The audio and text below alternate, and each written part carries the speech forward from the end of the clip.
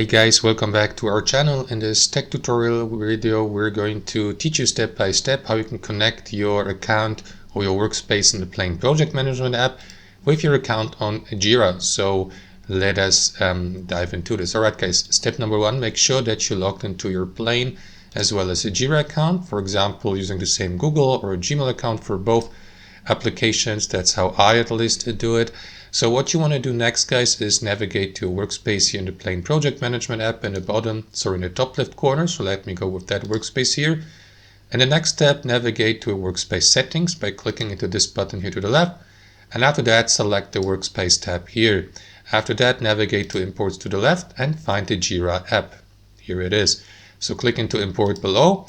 And after that, guys, you will need to enter the API token from your Jira account / Atlassian account here to connect Jira with your workspace on Plain. So to do that, navigate, for example, to Jira and also to your Atlassian account. If you can't find it, guys, simply click into this button here inside your Plain workspace settings. Click into Atlassian security settings. That is going to redirect you automatically to your Atlassian account settings, provided of course you're logged in with your Jira account, because both Atlassian and Jira are connected, as you probably know here in the top left corner. So what you want to do next, guys, is simply create a new API token or use one of your past API tokens.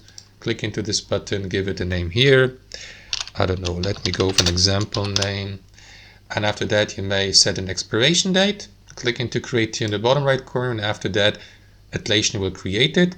Copy it here to the right and navigate back to your workspace settings on Plain, paste it here and confirm by clicking into connect to Jira. However, guys, these links may work properly after, for example, after a few minutes or after a minute, as you can see after the creation. So give it a few moments, because it may take up to a minute, as you can see. And once that's done, simply click into connect Jira here, and that should do it, guys. You may also clear the token if you like.